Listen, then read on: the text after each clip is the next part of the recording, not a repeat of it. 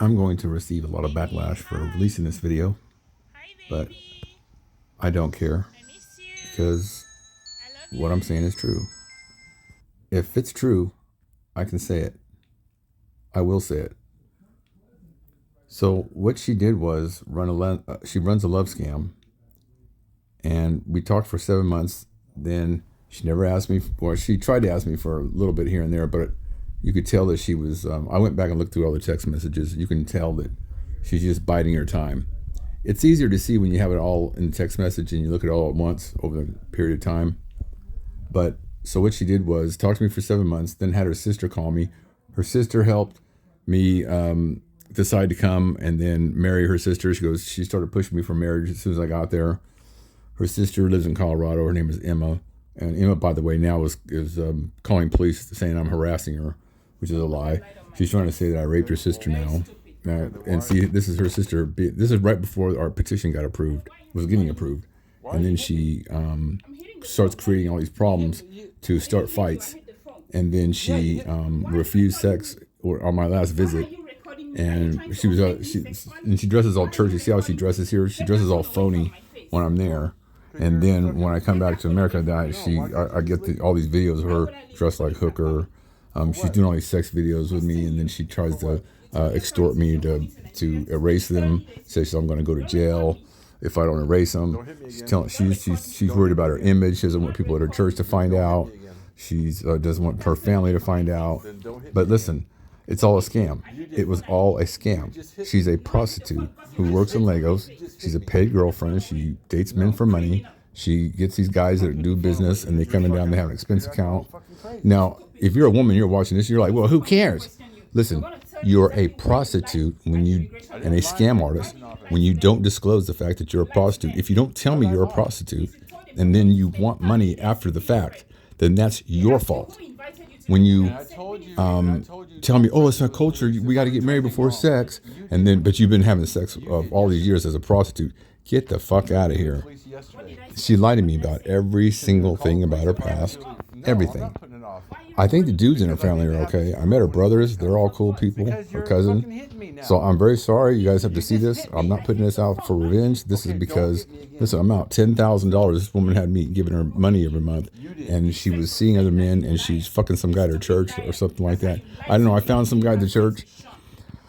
I found a few names. One guy was saying he's a CEO of Dynamic Auto. I talked to the guy at Dynamic Auto. He's not even. This is just men. I suspect that she's probably. This is not jealousy, by the way. This is me trying to figure out who she's scamming now, because she needs to be stopped from scamming people. I don't care what you say. It's a criminal act whenever you lie about something, and you go and you lie about your sexual history. You lie about what you used to do. You lied about your schooling. You lied about your entire past. Now, how did she get away with it? Well, this woman is named Emma. Emma lives in Colorado. She's her sisters all live in United States. So that's how Emma started calling me right before April of 2021, a couple months before I came there. And she was basically laying the groundwork to pawn her sister off on me, or to hide her past, because I would ask Emma questions, and Emma had promised to be our mediator if we had any problems. And at first, and Winifred and I agreed that Emma would be the mediator and help us with any disagreements or miscommunication. However, that's not what she did. When I called her, she would immediately take Winifred's side. She would help hide when I would call her and ask her about things about the culture. Hey, Winifred's saying she can't get a job. Oh yeah, there's no jobs in Legos. Yeah, women can't get jobs in Legos because of the economy, and she won't make that much more anyway. And she was lying to me about the economy. Winifred was just telling me that I can't go to her house and her area where she lives because it's too dangerous for white people. Just lie after lie after lie, or exaggeration, trying to keep me away from her home area, because I believe she wouldn't even take me to her church. She's married to me, but she won't take me to her church. What is she hiding over there? Well, I know what it is. She's hiding because she was never planning on this relationship ever being a real relationship. She just married so she can get a monthly income every month, because she asked me if I would give her money every month while she's there so she wouldn't have to work. She said that she was selling some kind of items out of her sister's shop. Turns out I don't even think her sister owns a shop. She was saying that she worked as I'm not. I know she said she went to school for computer science 2 years and doesn't have a degree. Then she, over the course of the time that we were waiting for the petition to be, because the petition was in for her to come to America, but she never planned to come to America.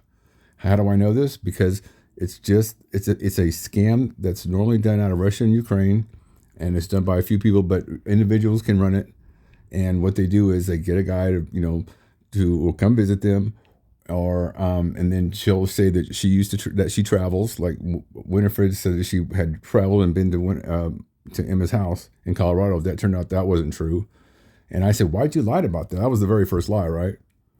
Why did you lie about that? Oh, well, Emma told me to lie because she said men would like me better if I traveled.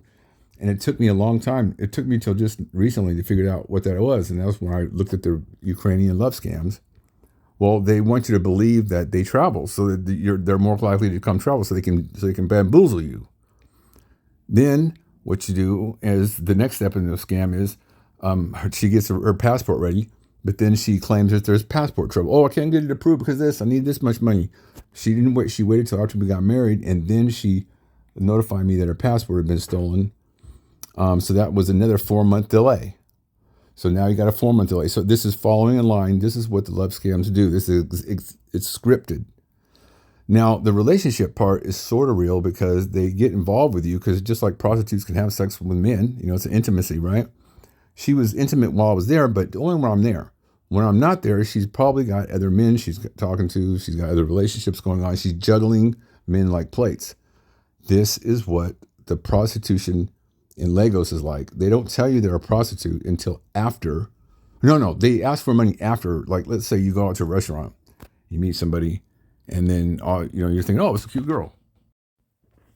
And let's say you go to a hotel and you go out to dinner, and you're thinking this girl likes you. Just like, and they're careful not to ask for anything up front. They just act like that. They don't say nothing. And even if you ask if they're a prostitute, they'll tell you no. They'll say no, no, I'm not a prostitute. No, and they'll even act a little bit offended because they don't want you to know. See, this is what's wrong with prostitution in Lagos. When you're a prostitute, you're supposed to disclose that you're a prostitute up front. There's nothing wrong with prostitution. If you want to be a prostitute, fine. But when you don't disclose it, see, Winifred disclosed all this stuff now. She told me she was a prostitute. She told me she was a paid girlfriend. She doesn't call it prostitution. She calls it something else. But she told it to me out of anger because, listen, she was very insulted. She because I'm such a nice guy and I'm a good guy, and so she had to pick fights with me, and that's what made me catch on. Listen, I get along with women just fine.